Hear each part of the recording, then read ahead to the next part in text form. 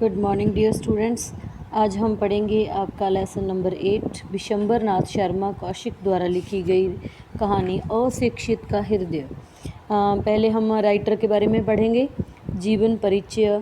उनका जो समय था सन 1890 ईस्वी से 1944 ईस्वी तक था। जीवन परिचय। विशंबर नाथ शर्मा कौशिक का जन्म 1890 ईस्वी में तत्कालीन पंजाब प्रांत के अम्बाला ज़िले में हुआ था। उन्होंने कानपुर से मैट्रिक तक स्कूली शिक्षा प्राप्त की थी। इसके पश्चात वे साहित्य सेवा में लग गए।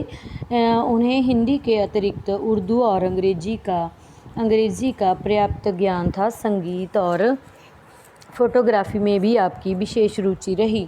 1944 ईस्वी में आपकी मृत्यु हो गई। साहित्यिक परिचय में कौशिक जी मुख्य रूप से कहानीकार थे। प्रेमचंद युग के उल्लेखनीय कथाकार कौशिक जी की कहानियों में आदर्शवादी और भावुकता की प्रधानता है। उन्होंने अपनी कहानियों से कथा वस्तु, चरित्र चित्रण और वातावरण की यथार्थ अभिव्यक्ति के साथ पात्रों के मनोविश्लेषण पर विशेष ध्यान दिया है। इनकी कहानियों में स्वाभाविक गद्य शैली का विकास मिलता है। कौशिक जी के 2 उपन्यास माँ और भिखारिणी हिंदी जगत में प्रसिद्ध हैं। इन्होंने विजयानंद दुबे के शदम नाम से तत्कालीन मासिक पत्रिका चांद में कुछ महत्वपूर्ण पत्र भी लिखे हैं, जिन्हें बाद में पुस्तक के रूप में प्रकाशित किया गया। प्रमुख रचनाएं कहानी संग्रह इनके हैं जो चित्रशाला और मणिमाला, उपन्यास माँ और भिखारिणी, पत्र संग्रह दुबे जी की डायरी। पाठ परिचय। अशिक्षित का हृदय प्रकृति के साथ मनुष्य के भावनात्मक संबंधों को दर्शाने वाली एक मार्मिक कहानी है। कहानी में मनोहर सिंह साधारण जीवन जीने वाला व्यक्ति है। उसे अपने पिता द्वारा लगाए गए नीम के पेड़ से आत्मीय लगाव है। अभाव के कारणों से अपना पेड़ जमींदार के यहाँ गिरवी रखना पड़ता है। जमींदार उस वृक्ष को कटवाना चाहता है, किंतु मनोहर सिंह उस वृक्ष का रक्षक बन जाता है। वह अपनी जान देकर भी उस पेड़ को बचाने का प्रण करता है। गांव का एक लड़का तेजा सिंह मनोहर सिंह की भावनाओं की कदर करता है और अपने प्रयत्न से पेड़ को बचाने में सफल हो जाता है। मनोहर सिंह को तेजा सिंह जैसा सही उत्तराधिकारी मिल जाता है और वह उस पेड़ को तेजा को दे देता है। आगे हम इसकी जो कहानी है वो पढ़ेंगे। अशिक्षित का हृदय। बूढ़ा मनोहर सिंह विनीत भाव से बोला, सरकार, अभी तो मेरे पास रुपए है नहीं, होते तो दे देता। ऋण का पाप तो देने से ही कटेगा, फिर आपके रुपए को कोई जोखिम नहीं। मेरा नीम का पेड़ गिरवी धरा हुआ है, बस वह पेड़ कुछ ना होगा तो 25-30 रुपए का होगा। इतना पुराना पेड़ गांव भर में दूसरा नहीं। ठाकुर शिवपाल सिंह बोले, 1.5 साल का ब्याज मिलाकर कुल 11 होते हैं। वह रुपया अदा कर दो, नहीं तो हम तुम्हारा पेड़ कटवा लेंगे। मनोहर सिंह कुछ घबरा कर बोला, अरे सरकार, ऐसा अंधेर ना कीजिए, पेड़ ना कटवाइएगा, रुपए मैं दे ही दूंगा। यदि ना दे भी सकूं तो पेड़ आपका हो जाएगा, पर मेरे ऊपर इतनी दया कीजिएगा कि उसे कटवाएगा नहीं। ठाकुर शिवपाल सिंह मुस्कुराकर बोले, मनोहर, तुम सठिया गए हो, तभी तो इसी उल जुलूल बातें करते हो। भला जो पेड़ कटवाया न जाएगा तो हमारे पैसे कैसे निकलेंगे? मनोहर सिंह बोला, अन्नदाता, आपके रुपए तो यहाँ तक होगा, मैं दे ही दूंगा। ठाकुर, अच्छा, अब ठीक बताओ कि रुपए कब तक दे दोगे? मनोहर कुछ देर सोचकर बोला, 1 सप्ताह में अवश्य दूंगा। ठाकुर, अच्छा, स्वीकार है, 1 सप्ताह में दे देना, नहीं तो फिर पेड़ हमारा हो जाएगा। हमारी जो इच्छा होगी वह करेंगे, चाहे काटेंगे चाहे रखेंगे। मनोहर, और चाहे जो कीजिएगा, उसे कटवाइएगा नहीं, इतनी आपसे प्रार्थना है। खैर, हमारा जो जी चाहेगा करेंगे, तुम्हें फिर कुछ कहने का अधिकार नहीं रहेगा। मनोहर सिंह की आयु 55 वर्ष के लगभग है। अपनी जवानी उसने फौज में व्यतीत की थी। इस समय वह संसार में अकेला है। उसके परिवार में कोई नहीं। गांव के 2 एक दूर के रिश्तेदार हैं। जिनके यहाँ अपना भोजन बनवा लेता है, ना कहीं आता है ना जाता है, दिन रात अपने टूटे फूटे मकान में पड़ा ईश्वर भजन किया करता है। एक वर्ष पूर्व उसे खेती कराने की सनक सवार हुई। उसने ठाकुर शिवपाल सिंह की कुछ भूमि लगान पर लेकर खेती कराई भी थी, पर उसे दुर्भाग्य से उस साल अनावृष्टि के कारण कुछ पैदावार ना हुई। ठाकुर शिवपाल सिंह का लगान ना पहुंचा।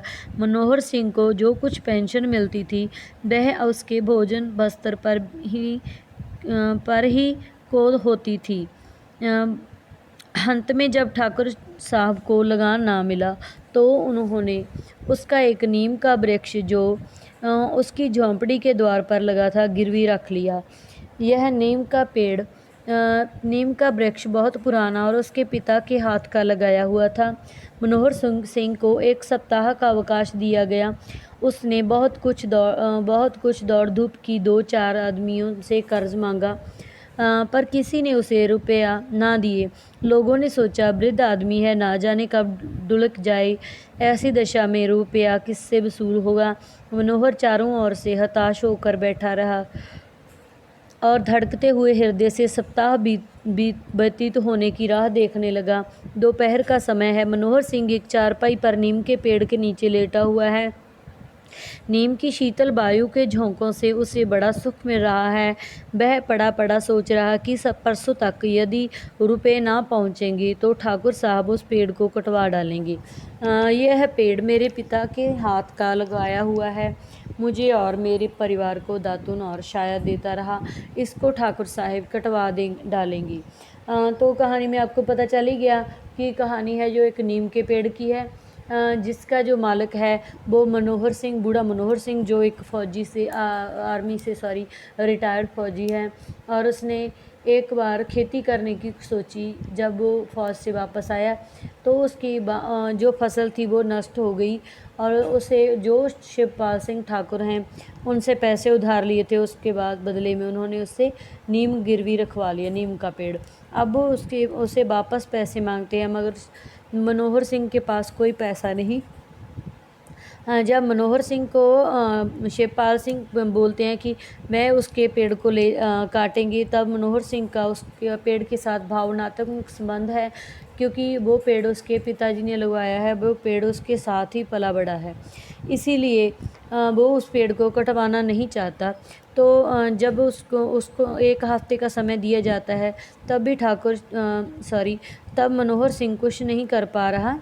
तो अभी वो सोच रहा है कि उसके नीम के साथ क्या होने वाला है।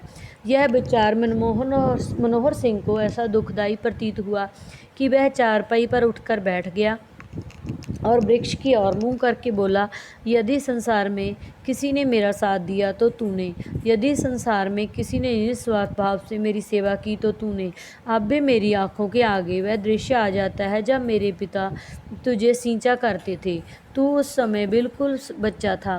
मैं तेरे लिए तालाब से पानी भर कर लाया करता था। पिता कहा करते थे, बेटा मनोहर, यह मेरे हाथ की निशानी है, इससे जब जब तुझे और तेरे बाल बच्चों को सुख पहुंचेगा तब तब मेरी याद आवेगी। पिता का देहांत हुए 40 वर्ष व्यतीत हो गए। उसके कहने के अनुसार तू सदैव उनकी कीर्ति का स्मरण कराता रहा और जब तक रहेगा उनकी याद दिलाता रहेगा।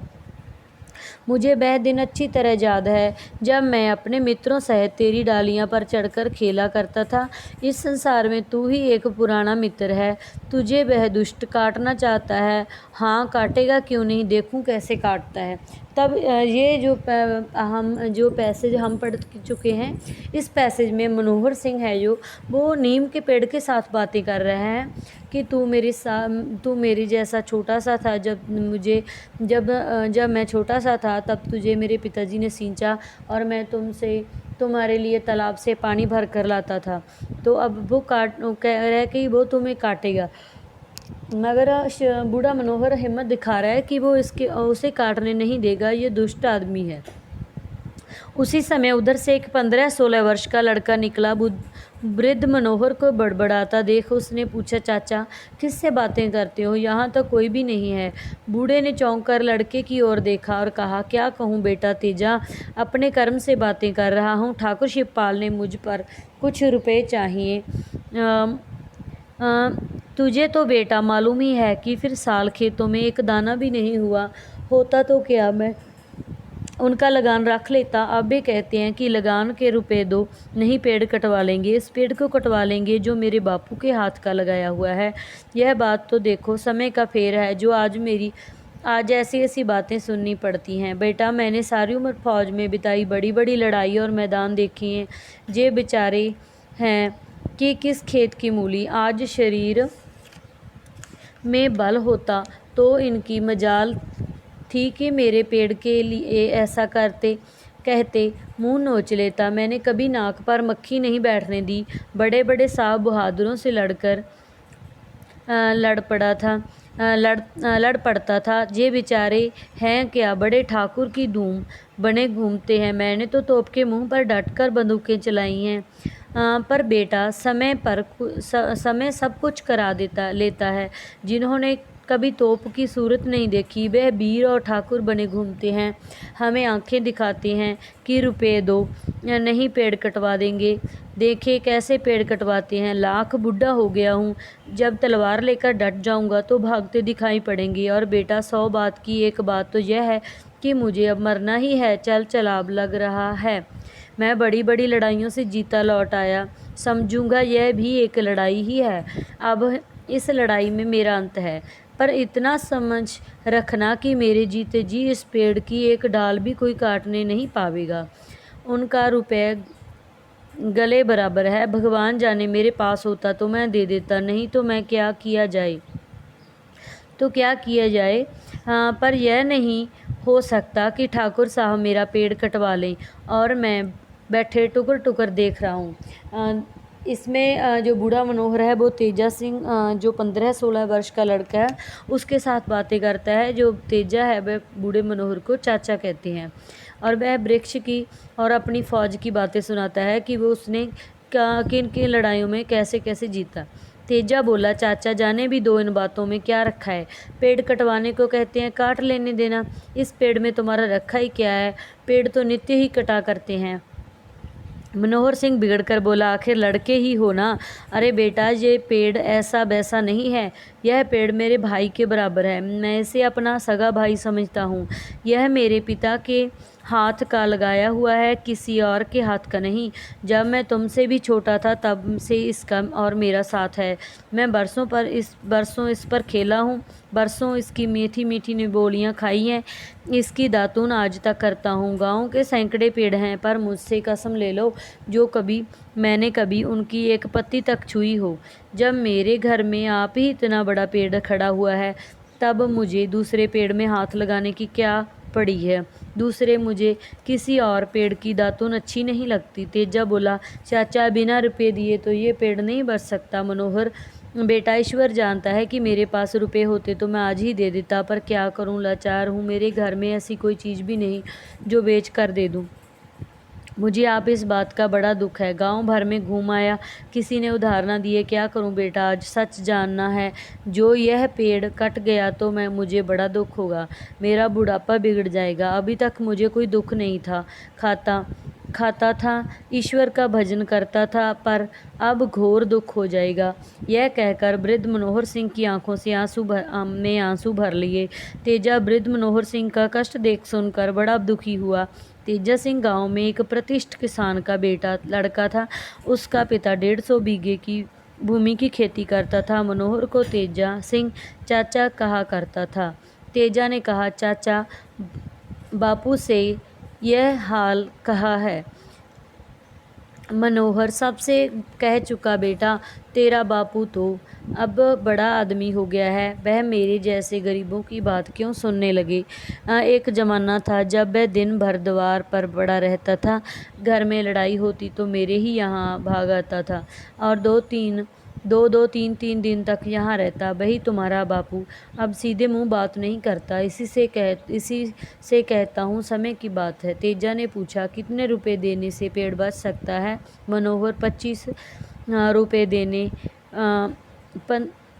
15 रुपये देने पड़ेंगे। तेजा, 15 रुपये तो बहुत हैं चाचा। मनोहर, पास नहीं तो बहुत ही हैं, होते तो थोड़े थे। तेजा, 10-5 रुपये की बात होती तो मैं ही कहीं से ला देता। मनोहर, बेटा ईश्वर तुझे चिरंजीव रखे, तूने एक बात तो कही, गांव वालों ने तो इतना भी नहीं कहा। खैर देखा जाएगा, पर इतना तू याद रखना कि मेरे जीते जी इस पेड़ को कोई हाथ नहीं लगाने पावेगा। एक सप्ताह बीत गया। आज 8वां दिन है। मनोहर सिंह रुपयों का प्रबंध नहीं कर सका। वह समझ गया कि अब पेड़ का बचना कठिन है, पर साथ ही वह यह भी निश्चित कर चुका था कि उसके जीते जी उसको कोई काट नहीं सकता। उसे अपनी तलवार भी निकाल ली और साफ करके रख ली थी। अब वह हर समय पेड़ के नीचे पड़ा रहता था। तलवार सिरहाने रखी रहती थी। इस कहानी में इसके बाद देखा जाए तो जो तेजा सिंह है वो उससे बातें करता है। वो कहता है कि पेड़ को कटवा दो, मगर जब मनोहर ने उसके साथ अपना भावात्मक संबंध बताया कि मुझे ये मेरे सगे भाई के समान है, मैं इसके साथ दुख सुख साझे किए हैं और इसके पर खेला हूँ, तब तेजा सिंह को भी लगा कि शायद मनोहर ठीक कह रहा है कि वो एक उसका जो नीम है उसका एक सच्चा दोस्त है। तब वो कहता है कि मैं सभी गांव के सभी व्यक्तियों के पास गया। तेजा सिंह कहता है कि मेरे पिताजी के पास नहीं गया। तो वो कहता है कि जब उसे ज़रूरत थी तब मेरे पास आता था, मगर पैसे के लिए उसने मुझे इनकार कर दिया। अब 8वां दिन आ गया है, जिस दिन ठाकुर का हफ्ता था जो दिया वो बीत गया। अब उसकी बारी है कि वो आगे क्या करता है। 8वें दिन दोपहर के समय शिवपाल सिंह ने मनोहर सिंह को बुलवाया। मनोहर सिंह तलवार बगल में दबाए अकड़ा हुआ ठाकुर साहब के सामने पहुंचा। शिवपाल सिंह और उनके पास बैठे हुए लोग बूढ़े को इस सज धज को देखकर मुस्कुराए। शिवपाल सिंह ने कहा, सुनते हो मनोहर सिंह, 1 सप्ताह बीत गया, पेड़ हमारा हो गया। आज हम उसकी कटाई शुरू करते हैं। मनोहर, आपको अधिकार है, मुझे रुपया मिलता तो दे ही देता, और अब भी मिल जाएगा तो दे ही दूंगा। मेरी नीयत में बेईमानी नहीं, मैं फौज में रहा हूँ, बेईमानी का नाम नहीं जानता। शिवपाल, तो अब हम उसे कटवा लेना। मनोहर, ये कैसे कहूँ, आपका जो जी चाहे वो कीजिए। यह कहकर मनोहर सिंह उसी प्रकार अकड़ा हुआ ठाकुर शिवपाल के सामने से चला आया और उसने पेड़ के नीचे चारपाई पर आकर बैठ गया। दोपहर ढलने पर 4-5 आदमी कुल्हाड़ियाँ लेकर आते हुए दिखाई पड़े। मनोहर सिंह ने झट से म्यान से तलवार निकाल डटकर खड़ा हो गया और तलवार ललकार कर बोला, संभल कर आगे बढ़ना। जो किसी ने भी पेड़ में कुल्हाड़ी लगाई तो उसकी जान अपनी जान एक कर दूंगा। वे मजदूर बूढ़े की ललकार सुन और तलवार देखकर भाग खड़े हुए। जब शिवपाल सिंह को यह बात मालूम हुई तब पहले तो वे उस बहुत हंसे, परंतु पीछे कुछ सोचकर उनका चेहरा क्रोध के मारे लाल हो गया। बोले, इस बूढ़े की शामत आई है, हमारा माल है, हम चाहे काटें चाहे रखें, वह कौन होता है? चलो तो मेरे साथ देखूं तो वह क्या करता है। शिवपाल सिंह मजदूरों तथा 2 लठबंद आदमियों को लेकर पहुंचे। उन्हें आता देखकर बुढ़ा फिर तलवार निकाल कर खड़ा हो गया। शिवपाल सिंह उसके सामने पहुंचकर बोले, क्यों मनोहर, क्या बात है? मनोहर सिंह बोला, बात केवल इतनी है कि मेरे रहते से कोई हाथ नहीं लगा सकता। यह मैं जानता हूँ कि अब पेड़ आपका है, मगर यह होने में पर भी मैं इसे कटता हुआ नहीं देख सकता। शिवपाल सिंह, पर हम तो इसे कटवाए बिना ना मानेंगे। मनोहर सिंह को भी क्रोध आ गया। वह बोला, ठाकुर साहब, जो आप सच्चे ठाकुर हैं तो इस पेड़ को कटवा लें। जो मैं ठाकुर हूँगा तो इसे ना कटने दूंगा। शिवपाल सिंह अपने आदमियों से बोले, देखते क्या हो, इस बूढ़े को पकड़ लो और पेड़ काटना शुरू कर दो। ठीक उसी समय तेजा सिंह दौड़ता हुआ आया और मनोहर सिंह को कुछ रुपए देकर बोला, लो चाचा, ये रुपए, अब तुम्हारा पेड़ बच गया। मनोहर सिंह ने रुपए गिनकर ठाकुर शिवपाल सिंह से पूछा, कहिए ठाकुर साहब, रुपए लेने हैं? तो ये हाजिर हैं और पेड़ कटवाना है तो आगे बढ़िए। ठाकुर रुपए अब हम नहीं ले सकते, रुपए देने की मियाद बीत गई है, अब तो पेड़ कटेगा। मनोहर सिंह अकड़ कर बोला, ठीक है, अब मालूम हुआ कि आप केवल मुझे दुख पहुंचाने के लिए पेड़ कटवा रहे हैं। अच्छा कटवाइए, मुझे भी देखना आप किस तरह पेड़ कटवाते हैं। इतनी ही देर में गांव भर में खबर फैल गई कि शिवपाल सिंह मनोहर का पेड़ कटवाते हैं, पर मनोहर सिंह तलवार खींचे खड़ा है, किसी को पेड़ के पास नहीं जाने देता। यह खबर फैलते ही गांव भर जमा हो गया। गांव के 2-4 प्रतिष्ठित आदमियों ने मनोहर सिंह से पूछा, क्या बात है मनोहर सिंह सब हाल कहकर बोला, मैं रुपए देता हूँ, ठाकुर नहीं लेते, कहते हैं कल तक की म्याद थी, अब तो पेड़ कटेगा। शिवपाल सिंह बोले, कल तक यह रुपए दे देता तो पेड़ पर हमारा कोई अधिकार ना होता, अब हमारा उस पर पूरा अधिकार है, हम पेड़ अवश्य कटवाएंगे। एक व्यक्ति बोला, जब कल तक इसके पास रुपए नहीं थे तो आज कहाँ से आ गई। शिवपाल सिंह का एक आदमी बोला, तेजा ने अभी ला कर दिए हैं। गांव वालों के साथ तेजा का पिता भी आया। उसने यह सुनकर तेजा को पकड़ा और कहा, क्यों बे, तूने ही रुपए चुराए? मैंने दोपहर को पूछा तो 3-13 बकने लगा था। इसके बाद मनोहर सिंह ने कहा, मनोहर, ये रुपया तेजा मेरे संदूक से चुरा लाया है, ये रुपए मेरे हैं। मनोहर सिंह रुपए फेंक कर बोला, तेरे हैं तो ले जा, मैंने तेरे लड़के से रुपए नहीं मांगे थे। फिर मनोहर सिंह ने तेजा से कहा, बेटा, तूने यह बुरा काम किया, चोरी की। राम राम, बुढ़ापे में मेरी नाक काटने का काम किया था। यह लोग समझेंगे मैंने ही चुराने के लिए तुझसे कहा होगा। तेजा बोला, चाचा, मैं गंगा जल उठाकर कह सकता हूँ कि तुमने रुपए मांगे तक नहीं, चुराने के लिए कहना तो बड़ी दूर की बात है। शिवपाल सिंह ने हंसकर कहा, क्यों मनोहर, अब का रुपए कहाँ हैं? लाओ, रुपए ही लाओ, मैं रुपए लेने को तैयार हूँ। अब या तो अभी रुपए दे दो या सामने से हट जाओ, झगड़ा करने से कोई लाभ ना होगा। मनोहर सिंह बोला, ठाकुर साहब, इन बातों से क्या फ़ायदा, रुपए मेरे पास नहीं, लेकिन पेड़ में कटने नहीं दूंगा। शिवपाल सिंह उपस्थित लोगों से बोले, आप लोग इस बात को देखिए और न्याय कीजिए। म्याद कल तक थी, मैं अब भी रुपए लेने को तैयार हूँ। अब मेरा अपराध नहीं, यह बुढ़ा व्यर्थ झगड़ा कर रहा है। तेजा सिंह यह बात सुनते ही आगे बढ़ा और अपनी उंगली से सोने की अंगूठी उतारकर शिवपाल सिंह से बोला, ठाकुर साहब, अब यह अंगूठी 1 तोले की है, आपके रुपए इससे निकल आवेंगे। यह अंगूठी ले जाइए, इस अंगूठी पर बापू का कोई अधिकार नहीं, ये अंगूठी मुझे मेरी नानी ने दी थी। यह देखकर तेजा सिंह का पिता आगे बढ़ा और बोला, ठाकुर साहब, लीजिए ये 25 रुपये और अब इस पेड़ को छोड़ दीजिए। अब आप अभी कह चुके हैं कि रुपए मिल जाएं तो पेड़ छोड़ देंगे, अतएव आप अपने वचन का पालन कीजिए। ठाकुर साहब के चेहरे का रंग उड़ गया। उन्हें विश्वास हो गया कि अब मनोहर सिंह को रुपए मिलना असंभव है। इसी से उन्होंने केवल उदारता दिखाने के लिए रुपया लेना स्वीकार किया था। अब वे कुछ न कह सके, कारण उन्होंने 25-30 आदमियों के सामने रुपये लेना स्वीकार कर लिया था। वे रुपये लेकर चुपचाप चले गए। ठाकुर साहब के चले जाने के बाद मनोहर सिंह ने तेजा को बुलाकर छाती से लगाया और कहा, बेटा, इस पेड़ को तूने ही बचाया है। आते मुझे विश्वास हो गया है कि मेरे पीछे तू इस पेड़ की पूरी रक्षा कर सकेगा। मनोहर ने यह कहकर उपस्थित लोगों से कहा, भाइयों, मैं तुम सबके सामने यह पेड़ तेजा सिंह को देता हूँ। तेजा को छोड़कर इस पर किसी का कोई अधिकार नहीं रहेगा। फिर तलवार म्यान में रखते हुए आप कहा, यह मेरे जीते जी कोई पेड़ में हाथ नहीं लगा सकता, अपनी और उसकी जान एक कर दूंगा। मैंने फौज में नौकरी की है, बड़ी बड़ी लड़ाइयाँ जीती हैं, ये बेचारे हैं क्या चीज़। तो इस कहानी में देखिए कि एक बालक ने कैसे बूढ़े मनोहर का जो कह सकते हैं वृक्ष बचाया कटने से, और उसके पिता ने भी उससे बहुत डांटा, मगर उसने फिर अपनी जो निशानी थी, अपनी नानी की निशानी, वो दे दी। अब शॉर्ट क्वेश्चन करेंगे। बूढ़े मनोहर सिंह का नीम का पेड़ किसके पास गिरवी था? शिवपाल सिंह के पास गिरवी था। ठाकुर शिवपाल सिंह रुपए ना लौटाए जाने पर किस बात की धमकी देता था?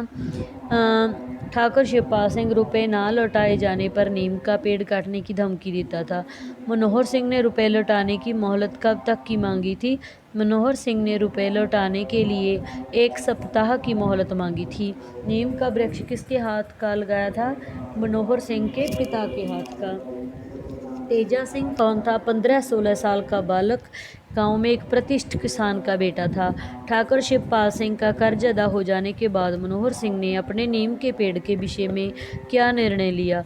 उसने वो नीम का पेड़ निर्णय लिया कि नीम का पेड़ नहीं कटने देगा और वह पेड़ अब तेजा सिंह का होगा। अब इसके बाद हम बड़े क्वेश्चन है, जो मनोहर सिंह ने अपने नीम के पेड़ को गिरवी क्यों रखा? क्योंकि उसने खेती करने की सोची थी और खेती में उसका जो जिस वर्ष उसने ठाकुर शिवपाल सिंह के ज़मीन लेकर खेती शुरू की, तब उस साल फसल नहीं हुई और उसके जो पेंशन मिलती थी उसमें से वो खा पी लेता था। अब उसने अपना ही निर्वाह होता था। उसके बाद उन्हें लगान ना मिला तो उसने उस पेड़ को गिरवी रखा और नीम का पेड़ मनोहर को बहुत प्रिय था। ठाकुर शिवपाल सिंह नीम के पेड़ पर अपना अधिकार क्यों जताते थे? क्योंकि उन्होंने वो ना 25 रुपये थे, भूले के में मुझे 15 कह दिए। तो वो 25 रुपये बदले में लेना चाहता था, नहीं वो कटवा देगा, क्योंकि उसने शिवपाल सिंह से खेती करने के लिए रुपए उधार लिए थे। मनोहर सिंह ठाकुर शिवपाल सिंह और अपने नीम के वृक्ष के लिए क्या आश्वासन चाहता था? मनोहर सिंह ठाकुर शिवपाल को जब ऋण का रुपया ना चुका पाया तो उसने कहा कि उसके पास नीम का पेड़ तो गिरवी है, इसीलिए उसके रुपए का कोई जोखिम नहीं। वह पेड़ कम से कम 25-30 रुपये का होगा। उधार चुका ना पाने के कारण वह पेड़ उनका होगा, लेकिन वह उनसे आश्वासन चाहता था कि वे पेड़ नहीं कटवाएंगे। नीम के वृक्ष के साथ मनोहर सिंह का इतना लगाव क्यों था?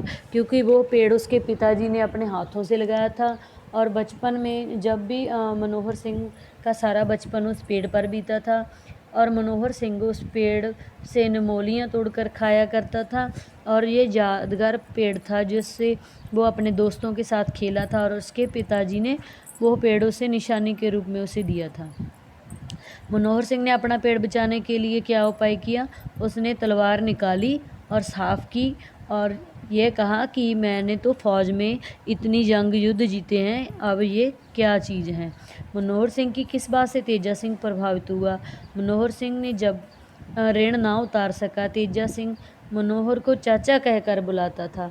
एक दिन जब मनोहर दुखी था तो निराश होकर नीचे बैठा, मनोहर ने उसे पूछा, तब उसने बताया कि मेरे पास पैसे नहीं, मुझे पेड़ बचाना है। तब मनोहर सिंह तेजा सिंह ने उसे अपने से पैसे ला कर दिए और उसके बाद तेजा सिंह ने से खुश होकर मनोहर ने उसे अपना नीम का पेड़ था वो दे दिया।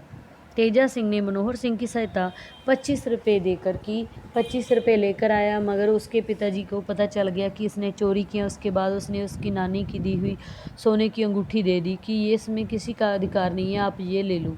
और उसके बाद तेजा सिंह के पिताजी ने उस 25 रुपये दे दिए और अंगूठी वापस ले ली और ठाकुर शिवपाल सिंह वापस चले गए, पैसे लेकर वापस चले गए और बूढ़े मनोहर ने वो नीम का पेड़ तेजा सिंह के नाम कर दिया।